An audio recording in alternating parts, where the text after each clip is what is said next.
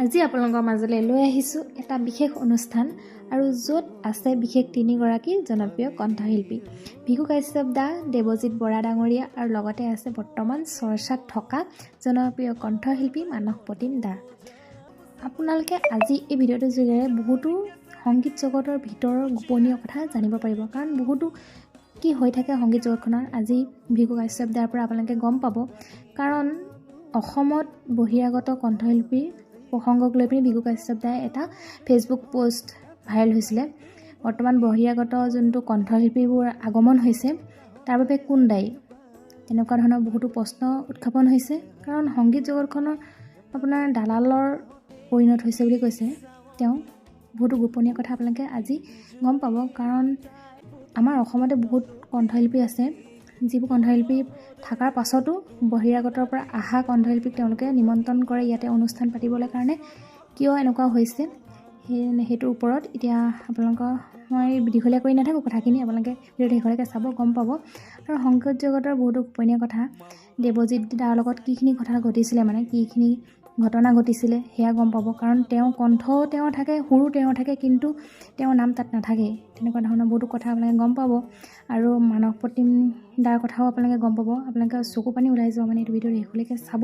তেওঁলোকৰ জীৱনৰ বহুত ঘটি যোৱা কথা আপোনালোকে আজি গম পাব, আৰু আমাৰ সংগীত জগতখনৰ গোপনীয় কথা আপোনালোকে গম পাব। ভিডিঅ'টো শেষলৈকে চাই যাব, দীঘলীয়া কৰি নাথাকোঁ, বলক তেতিয়াহ'লে। প্ৰথমে দেৱজিৎ দা, আপুনি যথেষ্ট সময় ধৰি অসমীয়া সংগীতৰ জগতত বহুত সৃষ্টি আপুনি কৰিছে, বহুত জনপ্ৰিয় গান আপুনি শ্ৰোতা দৰ্শকক দিছে। আপুনি আজিৰ পৰ্যায় পাবলৈ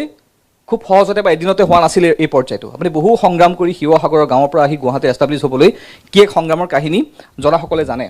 বা যিসকলক আপুনি কোৱা নাই সেই কাহিনী আজি আমাৰ অনুষ্ঠানৰ জৰিয়তে আপুনি এই কথা ক'ব দৰ্শকসকলক। লগতে সাম্প্ৰতিক সময়ত অসমীয়া সাংগীতিক ক্ষেত্ৰখনত যি পৰিৱেশে বিৰাজ কৰিছে, যেনেকুৱা এখন ছবি দেখিবলৈ পোৱা গৈছে, সাম্প্ৰতিক সময়ত যদি ক'বলৈ যাওঁ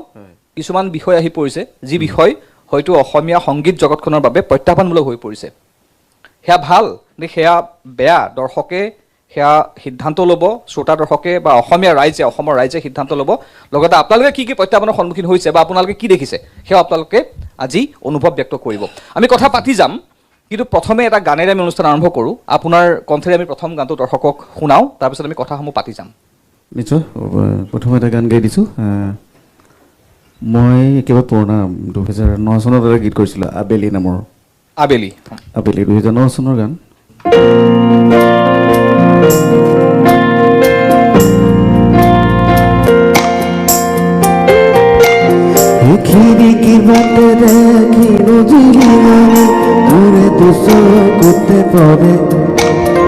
ফুটানো ফুটাকৈ হাঁহিৰে মোৰ মন কোনোবা দূৰলৈ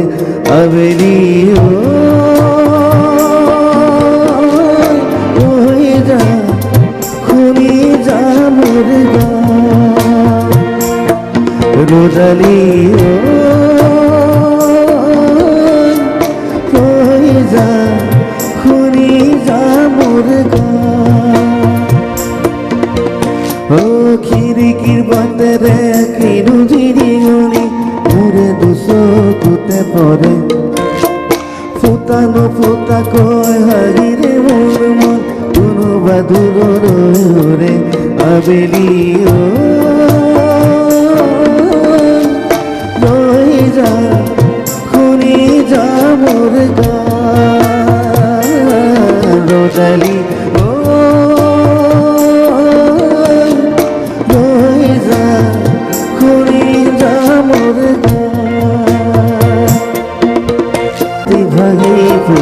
ময়ো জানা থাকো ৰৈ বেলিতে যাব গৈ কোনোবা দূৰলৈ সময়ো নাথাকে সেই সূততে অতি ভাগি ঘূৰি ময়ো জানা থাকো ৰৈ মানে মোৰ তোমাক বিচাৰি এমনি ৰহন তাগি শুবলৈ ধৰিব সাজতে তৰাতি বিচাৰি কোলাতে লাগি আবেলি হৈ যা শুনি যা মোৰ গান। ধন্যবাদ। ধন্যবাদ আমি কথা আগবঢ়াই নিম আপোনাৰ সৈতে এবাৰ ভৃগু আজি বহু বছৰ নহয় 1.5 বছৰ পাছত ভৃগুক আমি ষ্টুডিঅ'ত পাইছোঁ মই যদি ভুল হোৱা নাই শেষৰ অনুষ্ঠানটো মই তোমাৰ লগতে কৰিছিলোঁ য়েছ আমি তোমাৰ ষ্টুডিঅ'ত কৰিছিলোঁ কেনে আছা বহুদিন লগ পোৱা নাই 1.5 বছৰ হৈ গ'ল তোমাক দেখিতো লাগিছে তুমি বিৰাট মোতকৈ বেছি ভালে আছা আচ্ছা 1.5 বছৰ ধৰি টেলিভিছনৰ কোনো অনুষ্ঠানত অহা নাই শেষৰ অনুষ্ঠানটো ND24 মোৰ লগতে কৰিছিলা এপৰ লগত তাৰ পাছত 1.5 বছৰ পাছত আজি পুনৰ একেটা অনুষ্ঠান আজি তোমাৰ ষ্টুডিঅ' নহয় আজি আমাৰ ND ষ্টুডিঅ' এই 1.5 বছৰত কোনো টেলিভিছন মোৰ অনুষ্ঠান বুলি নহয় টেলিভিছনত নোযোৱাৰ আঁৰৰ কাৰণটো কি একো নাই প্ৰত্যেকটো কথাৰ যে কাৰণ থাকিব লাগে কি কথা আছে মন যোৱা নাই বা মই বিচৰা ধৰণে অনুষ্ঠানবোৰ হোৱা আমন্ত্ৰণটো আহিছিলে টেলিভিছনৰ পৰা ডেফিনেটলি আহিছে বাট চাওক এটা সময় থাকে প্ৰত্যেকটো সময়ত আপোনাৰ চইচ আৰু আপোনাৰ যোনটো ডিমাণ্ড হয় সেইটো চেঞ্জ হৈ গৈ থাকে চ' তাত যিটো সময়ত আমি যিটো শ্ব' 5 বছৰৰ পৰা কৰি আহিছোঁ 7 বছৰৰ পৰা কৰি আহিছোঁ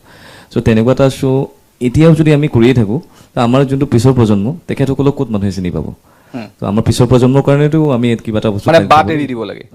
এতিয়া হৈ গ'ল এতিয়া এনেকুৱা এটা মই এইটো নাভাবোঁ যে পূজা বা বিহুত যদি আমি টিভি চেনেলত গৈ পেলাই গানটো গাই থাকোঁ তেতিয়াহে আমাক মানুহে মনত ৰাখিব এতিয়া মানুহৰ এণ্টাৰটেইনমেণ্টৰ মাধ্যমবোৰ সলনি হৈছে টিভিতকৈ বেছি মানুহ আজিকালি ফেচবুক আৰু ইউটিউব চাই এতিয়া ইউটিউবো কমি আহি পেলাই এতিয়া ইনষ্টাগ্ৰামত আহিছে ইনষ্টাগ্ৰামৰ পৰা আকৌ থ্ৰেডছত গৈছে গতিকে মাধ্যমবিলাক সলনি হৈ থাকে আপুনি একেটা মাধ্যমত একেটা কামকে যদি 10 বছৰ ধৰি কৰি থাকে মই ভাবোঁ সেইটো আপোনাৰ কাৰণে এনাফ হৈ গ'ল এতিয়া আপুনি আপোনাৰ যিটো নেক্সট জেনেৰেশ্যন তেখেতক বাট এৰি দিয়াটো আপোনাৰ দায়িত্ব হয় এটা ভাল কথা কৈছে যে যিকোনো ক্ষেত্ৰতে মানুহে উঠি অহা প্ৰজন্মক বাট এৰি দিব লাগে সুযোগ দিব লাগে যদি আপুনি খামুচি ধৰি থাকে উঠি অহা প্ৰজন্ম কি ধৰণে আগবাঢ়ি যাব নহয় জানো আমি কথা আৰু আগবঢ়াই নিম বহু কথা আছে আপোনাৰ সৈতে পাতিবলৈ আপুনি শেহতীয়াকৈ ফেচবুকত এটা আপডেটো দিছিলে আমি সেই বিষয়টো ৰাইজে গম পাইছে কি প্ৰসংগক লৈ দিছিলে স্পষ্টবাদী ল'ৰা মনত যি থাকে মোক কৈ দিবলৈ এইটো কাৰণে ভয় নকৰোঁ কাৰণ মই যোনটো কথাত যুক্তি থাকে মই সেইটো কথাতহে কওঁ আৰু সেইটো কোনো মোৰ নিজৰ ব্যক্তিগত স্বাৰ্থক লৈ পেলাই মই কথাখিনি কোৱা নাই আমাৰ যোনটো নেক্সট জেনেৰেশ্যন আহি আছে খুব কম্পিটিটিভ মাৰ্কেট এটা চ' গতিকে সেইটো ৰিলেটেড কথাহে কৈছিলোঁ যদি দৰ্শকসকলে মনত পৰা নাই কথাটো কি আছিলে বিশেষকৈ বাহিৰা শিল্পীসকলক শেহতীয়াকৈ অসমৰ আহ্বায়ক সমিতিসমূহে আমন্ত্ৰণ কৰি যিধৰণে অনুষ্ঠান পৰিৱেশন কৰোৱাইছে সেই বিষয়টোতেই সৰব হৈ ভৃগু কাশ্যপে ফেচবুকত এটা পোষ্ট কৰিছিল সেই সম্পৰ্কত আমি কথা পাতিম তাৰ পূৰ্বে এটা গান শুনি লওঁ ভৃগুৰ কণ্ঠত যোৱাটো বছৰত এটা গান কৰিছিলোঁ থিয়েটাৰ অভিনন্দনৰ বাবে সেইটো গাবলৈ অকণমান প্ৰয়াস কৰিছোঁ অকণমান গাইছোঁ দেই ঠিক আছে চাইটো গাইছোঁ বুকুতে ফুলিব ধৰিছে সেজা ৰঙা গোলাপ তোমাৰে খোজতে ভাহিছে প্ৰণয়ৰ মিঠা সুবাস আলি মোৰ মন তোমাতে মগন আমাৰ প্ৰেমৰ হ'ব জানা শুভ মধুৰ লগন আলি মোৰ মন তোমাতে মগন আমাৰ প্ৰেমৰ হ'ব জানা শুভ মধুৰ লগন জনম জনমলে হৈ ৰম তোমাৰে বুকুৰে সাঁচি পাতো লিখিলোৱা প্ৰতিটো পলতে থাকিম মই কাষতে তুমিয়ে মোৰ কৃষ্ণ চূড়া এটা জনপ্ৰিয় গীত আছিল বিগত বছৰৰ অভিনন্দন থিয়েটাৰৰ হয় আৰু নতুন কাম কি চলি আছে বৰ্তমান নতুন কাম যোৱা দুদিনৰ আগত এটি গীত ৰিলিজ কৰিলোঁ আমাৰ অসমৰ যদি পৰিচয় আমি আউট অফ আছাম দিবলৈ যাওঁ অসম কিহৰ কাৰণে জনপ্ৰিয় বুলি যদি কোনোবা সোধে আমি ক'ম ইয়াৰ পে চাই পাত্তি মিলতা হে তো তেতিয়াহ'লে সেই চাহ জনগোষ্ঠীয় যিসকল লোক আছে তো তেখেতসকলক ৰেচপেক্ট কৰি তেখেতসকলে যিখিনি কৰ্ম কৰে এই গোটেইখিনি কৰ্মক সংগতি ৰাখি পেলাই এটা গীত তেখেতসকললৈ কৰিছিলোঁ আশাবাদী অসমীয়া গীতবোৰ ৰাইজে যি ধৰণে মৰম দিছে সেইবাবে মই সদায় কৃতজ্ঞ অসমবাসীৰ ওচৰত আৰু এই যিটো চাহ জনগোষ্ঠীয় বা আদিবাসী গীত কৰিছোঁ বাগানীয়া গীত কৰিছোঁ সেই গীতটিৰ প্ৰতি যাতে সমানেই মৰম আৰু চেনেহ দেখুৱাই মই তাকে কামনা কৰিম আমি গীতটো শুনিম যিটো নতুন গীত নিশ্চয় পৰহি ৰিলিজ কৰা হৈছে গীতটি লগতে যিটো প্ৰসংগ যিটো বাৰ্নিং টপিক সংগীতৰ ক্ষেত্ৰখনত যিটো চলি আছে বৰ্তমান আপুনিয়ে প্ৰথম উত্থাপন কৰিছিলে সেই সম্পৰ্কত আমি কথা পাতিম এবাৰ আমি মানস প্ৰতিম আছে যিহেতু মানসক আজি আমি বিশেষভাৱে আমন্ত্ৰণ কৰিছোঁ এই কাৰণেই আৰু এইখিনিতে কথা এটা কৈ থ'ম ভৃগু কাশ্যপক আপুনি যিমানেই গালি নিদিয়ক যিমানে সমালোচনা নকৰক ভৃগুৱে কিন্তু উঠি অহা প্ৰজন্মক সুবিধা দিয়ে সুযোগ দিয়ে মই আজি তেওঁৰ সন্মুখতে কৈছোঁ এই কাৰণেই মানস প্ৰতিমৰ ৰেফাৰেঞ্চ কিন্তু মোক ভৃগু কাশ্যপে দিছিলে এইটো মানস তুমি কৃতজ্ঞ হ'ব লাগে ভৃগুৰ ওচৰত নিশ্চয় নিশ্চয় নিশ্চয় মানসৰ গীত ইতিমধ্যে ছ'চিয়েল মিডিয়াত ভাইৰেল হৈছে লাখ লাখ দৰ্শকৰ সন্মুখত নিজৰ জনপ্ৰিয় গীতৰ উপৰিও জুবিন গাৰ্গৰ বহুত জনপ্ৰিয় গীত পৰিৱেশন কৰি মানস বৰ্তমান চৰ্চাত আছে সেই মানসকে আজি আমি আমন্ত্ৰণ কৰিছোঁ আমাৰ ষ্টুডিঅ'ত আমি কথা আগবঢ়াই নিম মানসক কি ধৰণে বিচাৰি পালোঁ মানস বৰ্তমান কি ধৰণে আগবাঢ়ি গৈছে তেওঁৰ যি ঘৰুৱা প্ৰত্যাহ্বান ক'ব মানসে তেওঁৰ যথেষ্ট অসুবিধা আছে যথেষ্ট প্ৰত্যাহ্বানৰ মাজেৰেও তেওঁ সংগীত যাত্ৰা অব্যাহত ৰাখিছে মানসে মোক জনাইছে সেই কথাখিনি তাৰ মাজতো তেওঁ যে সময় দি আজি আমাৰ ষ্টুডিঅ'ত আহিছে যথেষ্ট ধন্যবাদ জ্ঞাপন কৰিছোঁ মানসে ক'ব সেই কথাখিনি তেওঁ কি অসুবিধাৰ সন্মুখীন হৈছে ধন্যবাদ প্ৰথম কথাটো নিৰ্পলে ধন্যবাদ জ্ঞাপন কৰিছোঁ আপোনাক প্ৰথমে আৰু ND24 বহুত বেছি ধন্যবাদ জ্ঞাপন কৰিছোঁ আৰু দেৱজিৎ দা ভিকু দা আজি বহুত যদি ষ্টেজত পাই থাকোঁ আজি একদম ওচৰৰ পৰা পাইছোঁ খুব বেছি ভাল লাগিছে আৰু ঠিক আছে প্ৰথমে গানটো শুনি লওঁ ঠিক আছে আমি গানটো শুনি লওঁ তাৰপিছত বহুত কথা আছে আমি একদম নিশ্চয় মোৰ নিজৰ গীত যোৱা বছৰ ৰিলিজ হৈছিলে উফ কি চাউনি সেইটো গোৱাৰ আগত মই জুবিন দাৰ এটি খুব ভাল লগা গীত গাব বিচাৰিছোঁ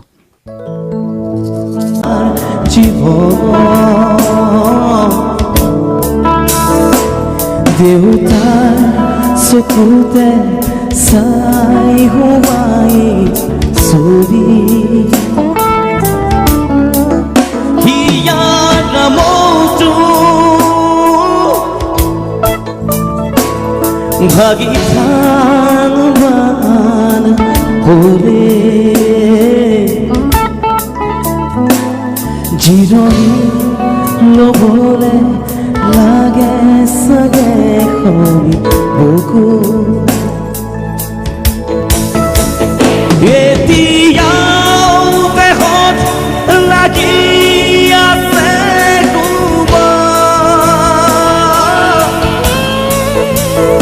কাষতে থাকিও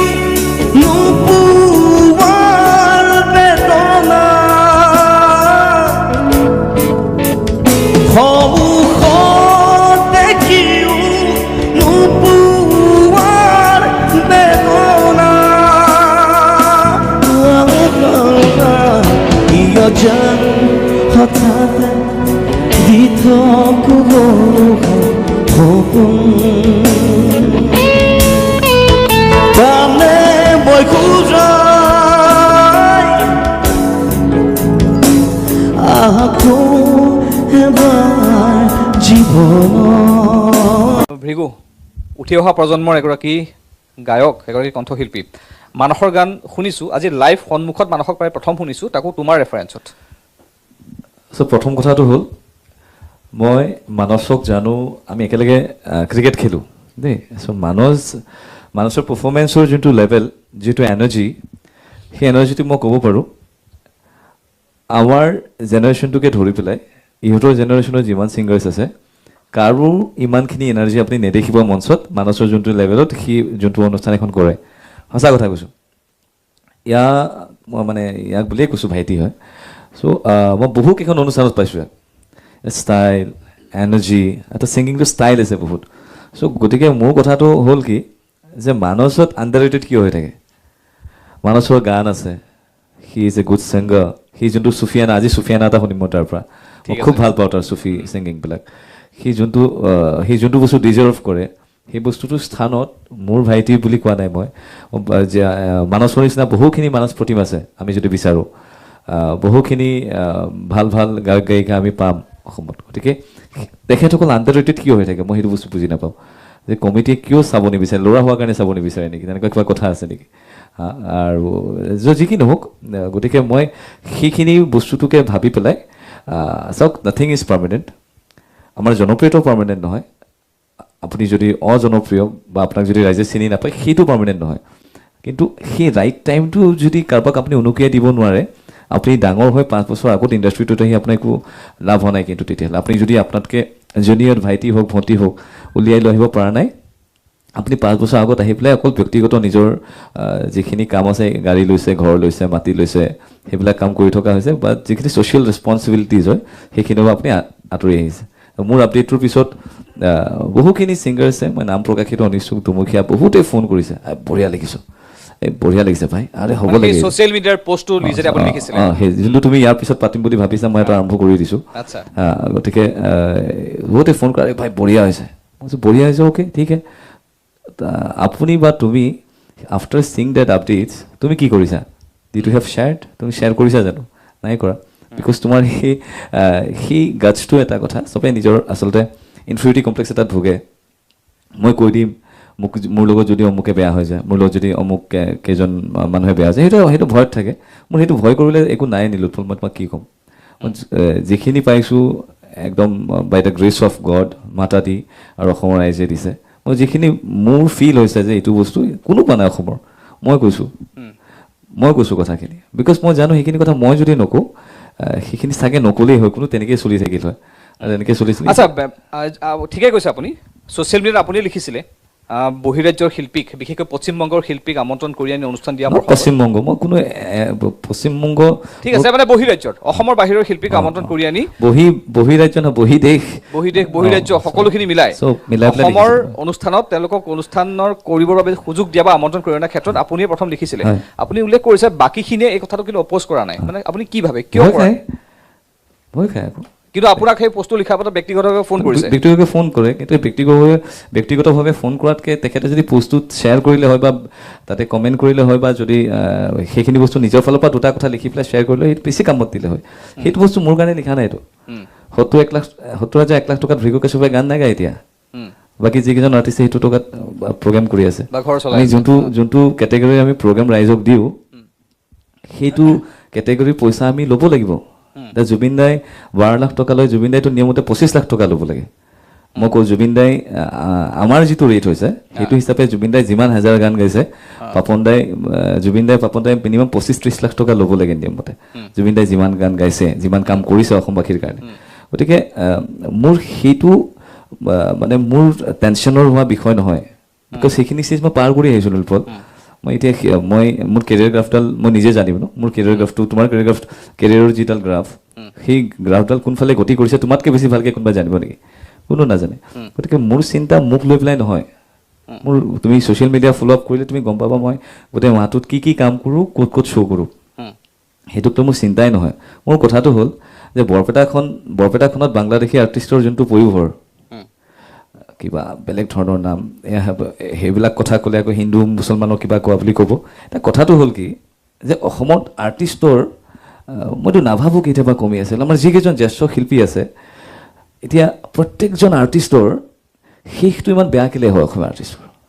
এটা কথা ফিল কৰিছানে এদিন আমি এটা ব্যক্তিগত ছেটেলাইট চেনেলৰ অনুষ্ঠানত বহি আছিলোঁ দিগন্ত দা আছিলে বহি অৰুণ দাস ছাৰক নিমন্ত্ৰণ জনোৱা হৈছিলে তেখেতৰ বৌ পিংকি বৌ আছিলে লগত চ' সেইখিনি সময়ছোৱাত অৰুণ দাসৰ যিটো জনপ্ৰিয়তাৰ কথা এলাবৰেট কৰি গৈ আছিলে আমিতো গম পোৱা নাছিলোঁ তেখেতৰ অৰুণ দাসৰ বিষয়ে নজনাকৈ কোন আছে চবেই জানে কিন্তু তেখেতৰ শেষটো ভাবাচোন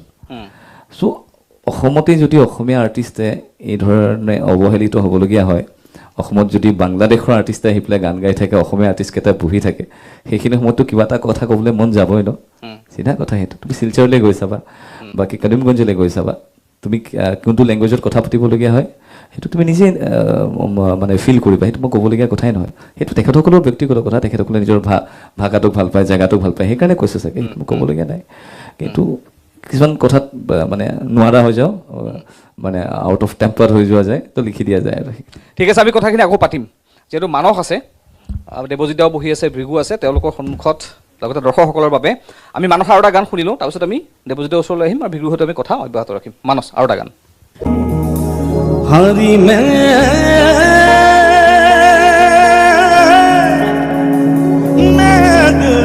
हरि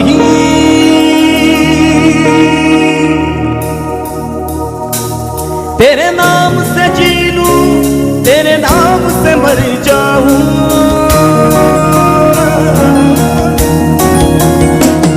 तेरे नाम से जी लूं तेरे नाम से मर जाऊं तेरी जान के सड़के में कुछ ऐसा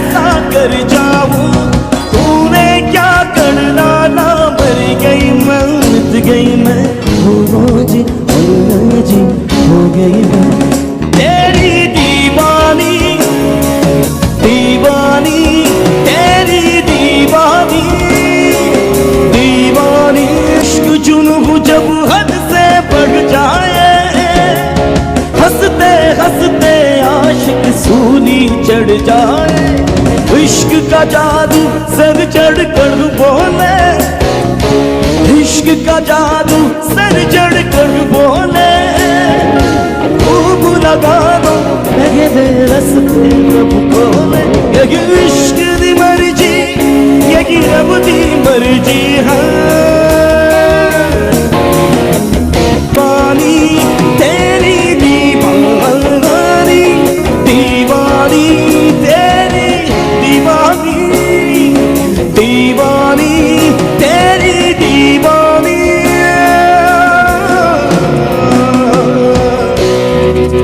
दीवानी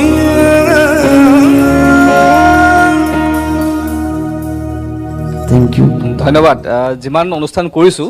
চুফি আজি কিন্তু প্ৰথম শুনিছোঁ মই ষ্টুডিঅ'ত লাইভ মানসৰ কণ্ঠত ভৃগুৰ অনুৰোধত চুফি মানসে গালে খুব ভাৰ্চেটাইল ছিংগাৰ নহয় জানো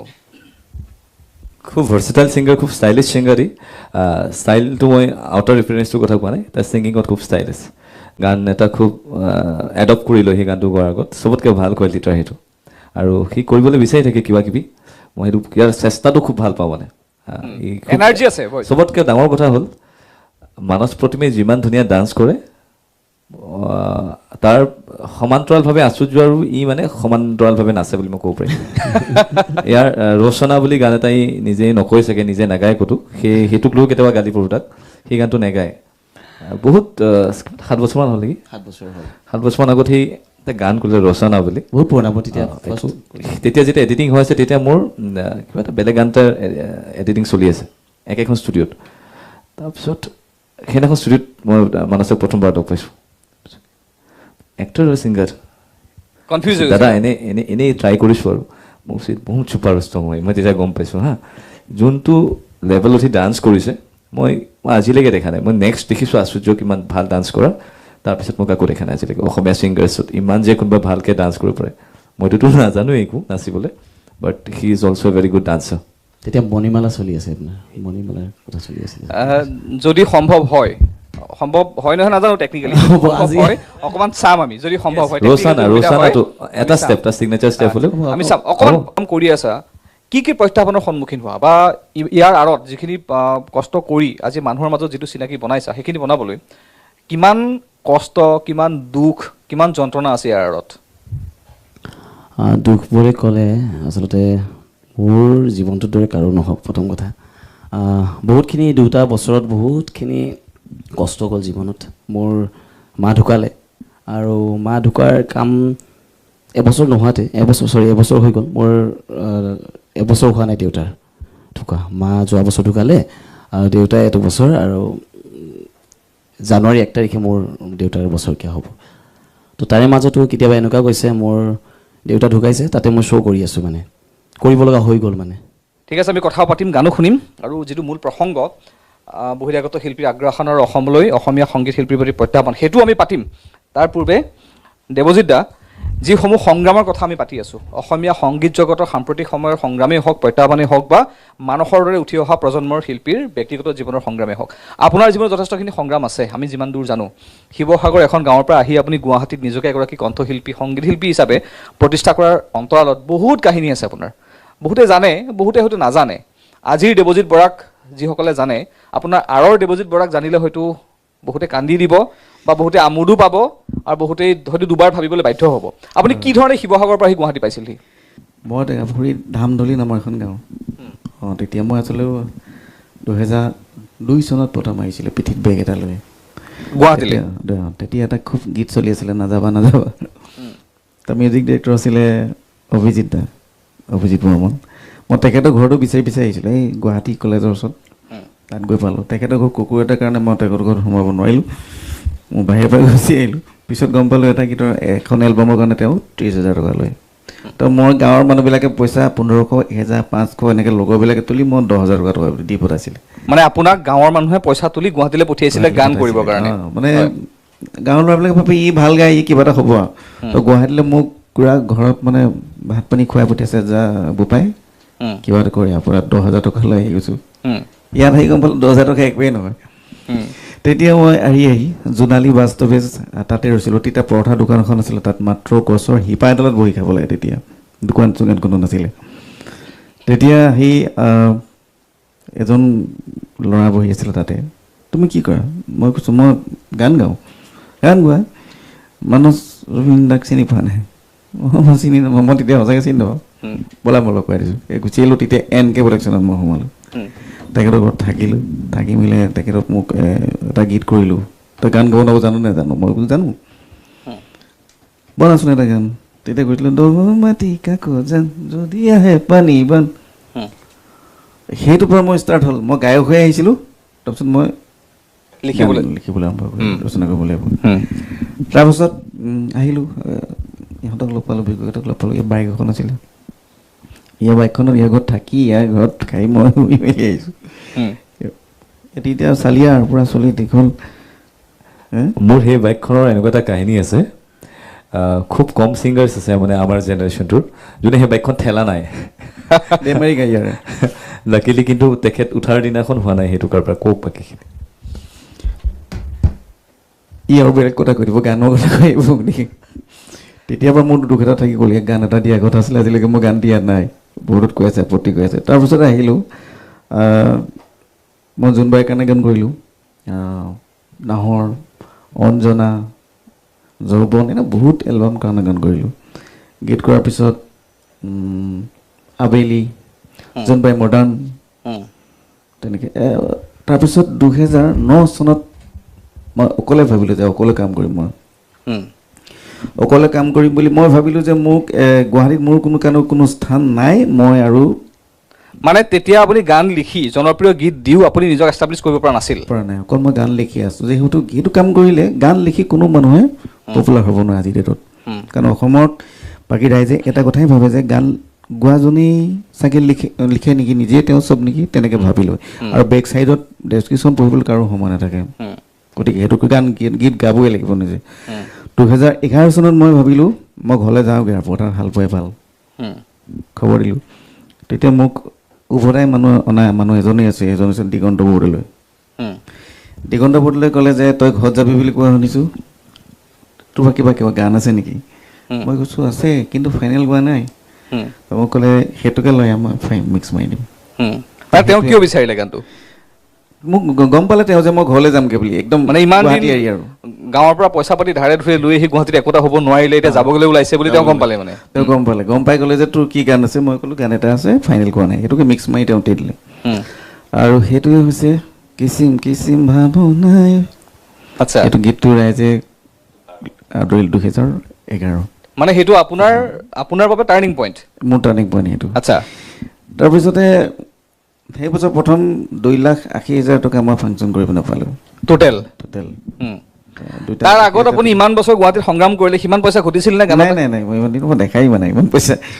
2,80,000 টকা পাই মোৰ প্ৰথম ঘৰটো যিটো বাঁহৰ ঘৰ আছিলে বেকা আছিলে এনেকৈ শিৱসাগৰ হেঁচা দিয়া আছিলে তো চিধা কৰা হ'ল শিৱসাগৰত 3 বান্দুল টিং অনা হ'ল আমব্ৰেলা দীপ কোম্পানী তাৰপিছতে মোৰ যিবিলাক বাঁহৰ পুতি থোৱা বিচনা আছিলে সেইবিলাক কাঠৰ কৰা হ'ল সেইখিনি কৰিলোঁ তাৰপিছৰ বছৰত সেইখিনিত সিমান মই পপুলাৰ মোৰ ৰাইজে জনা নাই তো আমি দুটা একেলগে এণ্ট্ৰি মৰা নাছিলে ইয়াৰ মণিমালা ওলাইছে মোৰ ফেচবুক ওলাইছে হয়নে সেইখিনি পৰাহে মোক চিনি পাইছে দুই এজনে তেতিয়া আমি প্ৰথম নিজে গানবিলাকত ওলাবলৈ আৰম্ভ কৰিছোঁ আৰু গানবোৰত দেৱজিতাৰ কথাখিনি মাজতে কৈছোঁ সেইখিনি সময়ত দেৱজিতাই মোলৈ ফোন কৰি ঐ তোৰ মোৰ গানটো চলিছে গম পাওঁ নাই বুলি কয় চলিছে নেকি এই মই পিকনিক খাবলৈ গৈছিলোঁ বাজি আছে আকৌ এনেকৈ কৈছে মোক কৈছোঁ হয় নেকি দিয়কচোন দিয়ক তেখেতেও ভিডিঅ' কৰি মোক দেখুৱাই মই তেখেতৰ গানটো ক'ৰবাত গাওঁ মানে সেই একটা ছেইম টাইম মানে উইদিন এমাহৰ ভিতৰত মানে তেখেতৰ গানটো একদম হিট আৰু মণিমালাৰ পিছতো ভৃগু বুলি ল'ৰাজনে গান গায় সেইটো মানে মানুহে জানিবলৈ আৰম্ভ হৈছে মানে সেইখিনি সময়ত দুটা গান খুব চলিছে ফেচবুক আৰু মণিমালা টিভিত বাজে অলপ লাজো লাগে তাৰমানে মোৰ কাপোৰ কানি নাছিলে ভিডিঅ' শ্বুটিং কৰোঁতে মোৰ অকল মই কেমেৰামেনৰ মানে লাইটৰ ল'ৰাবিলাকৰ কাপোৰ পিন্ধি ওলাইছোঁ গানটোত বহুত বেয়া লাগিছে মানে মোক টিভিত বাজে তো মোৰ ঘৰতো টিভি নাই বেলেগৰ ঘৰত যেতিয়া বাজে মই অলপ দূৰৰ পৰা চাওঁ মানে এনেকৈ মই ওলোৱাখিনিতে মতে মই পলাই দিওঁ তো তেনেকৈ কৰি আজি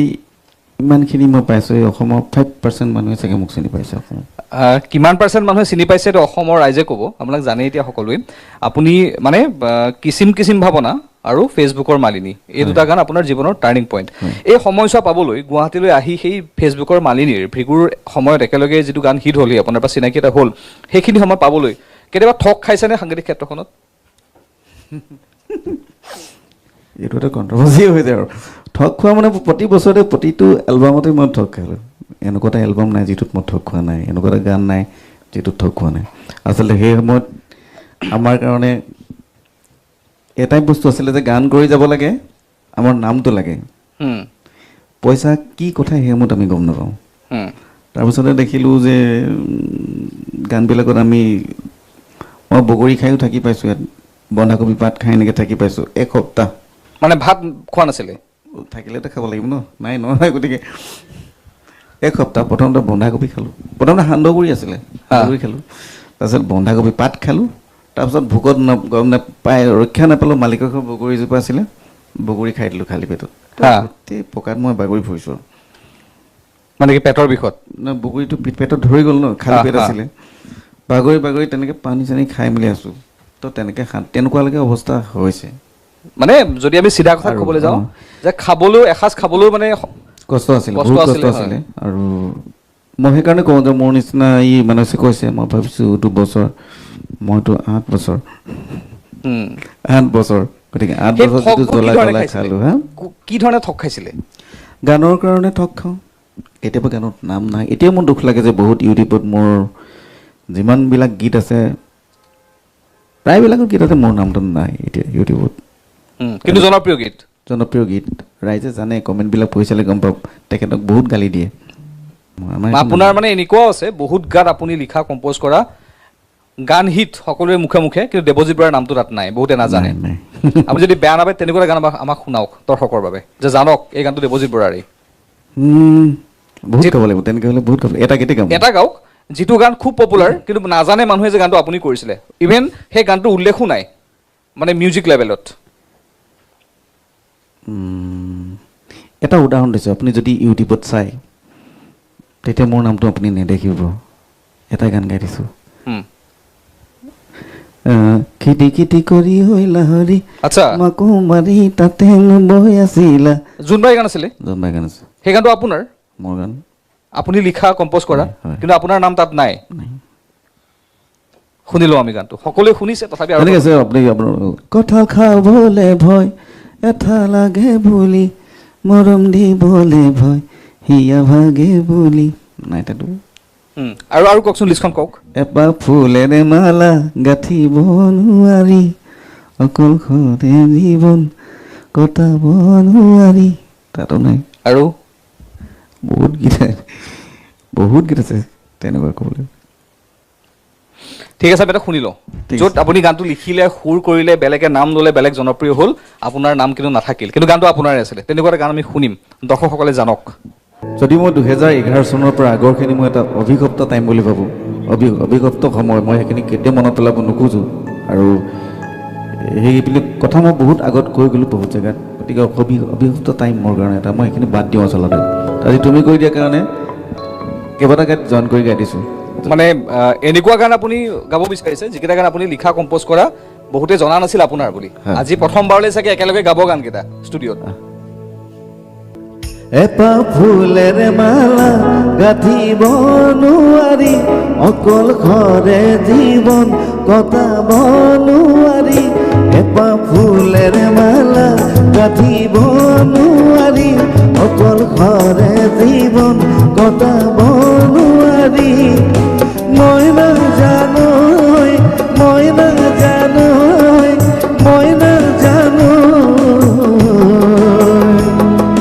মৰমে কলিজা খায়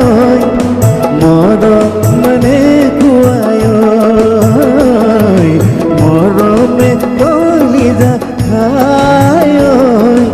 মৰমেৰে খুৱায় কঁঠাল খাবলে ভয় এটা লাগে বুলি মৰম দিবলে ভয় হিয়া ভাগে বুলি কঁঠাল খাবলে ভয় এটা লাগে বুলি মৰম দিবলে ভয় হিয়া ভাগে বুলি মই পিছে তথাপিও ভাল পাওঁ তোমাকে ৰাতি ৰাতি কথা পাতো সপোনতে সদায় মনৰ মৰম তুমি দিয়া যদি মে জানা তোমাৰে লগৰী চিৰদিন লগৰী কথা খাবলে ভয় মাজনী লৈ আহিছো কেমেৰা মাজনী লৈ যাম তোমাৰ চেহেৰা মাজনী বগা বেৰত ওলমাই মাজনী বতাহতে হালিবা মাজনী মোলে নোচাই হাঁহিবা মাজনী বতাহতে হালিবা মাজনী মোলে নোচাই হাঁহিবা মাজনী মৰমতে একোলা কেইবাটাও আহিল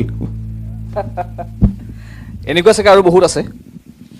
বহুত আছে কেতিয়াবা চালে বেয়া লাগে আৰু মই কেতিয়াবা কৈছোঁ দুজনমানক যে নামটো দি দিয়ক বুলি দিয়া নাই আৰু বহু কথা পাতিলোঁ এবাৰ গান এটা শুনিলোঁ মানসৰ কণ্ঠত মানস এবাৰ কি শুনাবা এবাৰ যোৱা বছৰ মোৰ অকণমান জনপ্ৰিয় হোৱা গীত এটি সেই কথাটো মই এই ক'ব বিচাৰিছিলোঁ হয়। এটা খুব জনপ্ৰিয় গীত ৰিলছত খুব চলিছিলে বিশেষকৈ যুৱতীসকলে খুব লগাইছিলে গানটো উফ কি চাৱনী এই গানটো মই এনেই কৰিলোঁ যেতিয়া মা ঢুকালে তাৰপাছত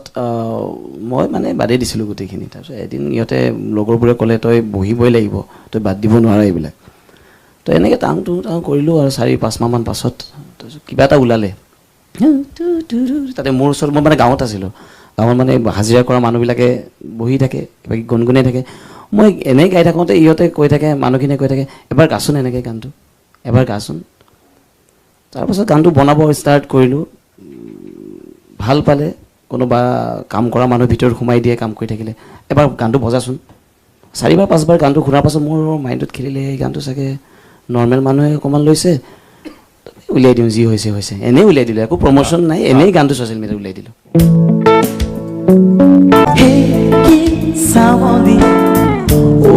কি বিজুলি তাই হাঁহিতি কৰিছে চাৱনী উফ কি বিজুলি তাইৰ হাঁহিতি কৰিছে আমনি গাঁৱৰ আৰে আৰে খুৰী আৰু দাৰি আঘোণৰ পথাৰৰে তুমি ঘোণালী তুমি মোৰ আকাশৰে জোন তুমি মোৰ আকাশৰে জোন নাযাবা দূৰণিলে চকু নদিয়া নাযাবা দূৰণিলে মোকো মচাই সেই কি চাৱনী উফ কি বিজুলী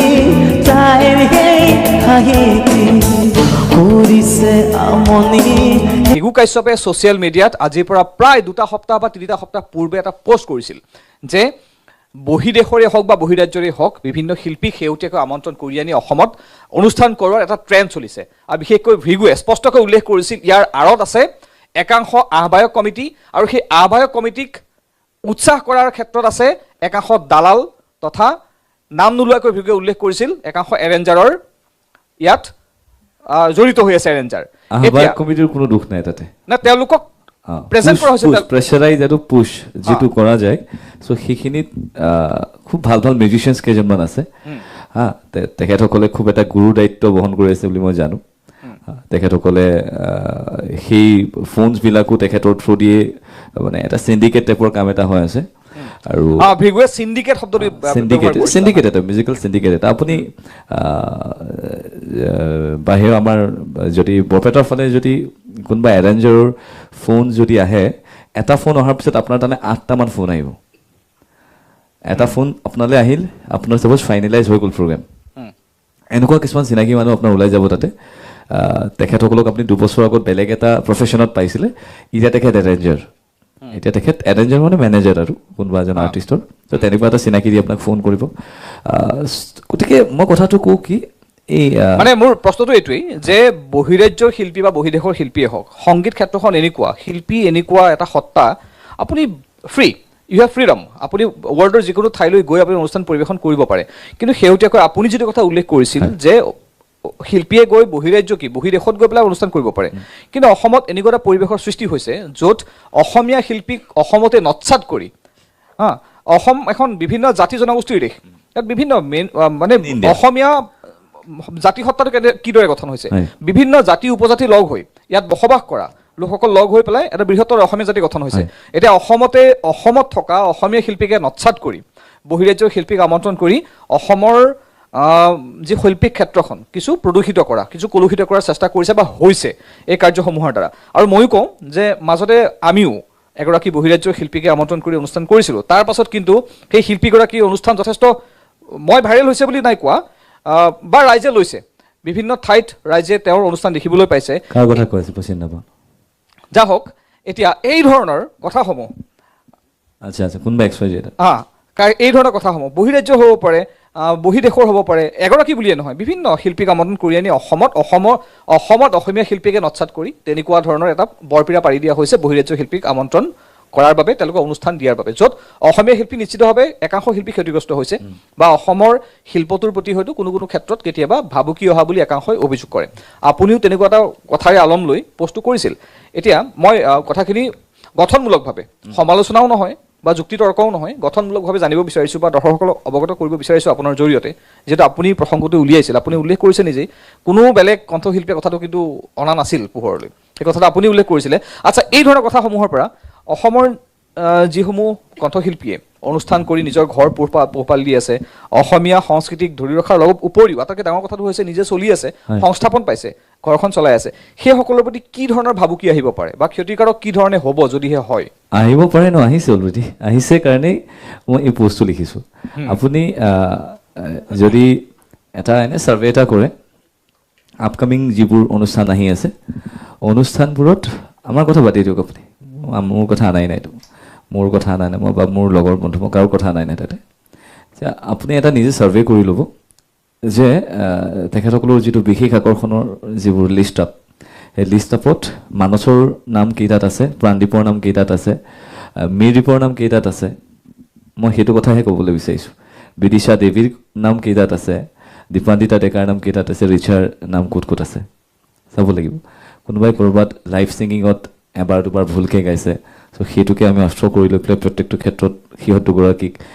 বা হওক বা XYZ কোনোবা এগৰাকী আৰ্টিষ্টেই হওক তেখেতসকলক গালি পাৰি থকাটো আমাৰ মতলব হ'ব নালাগে আপুনি এটা কথা ফিল কৰিব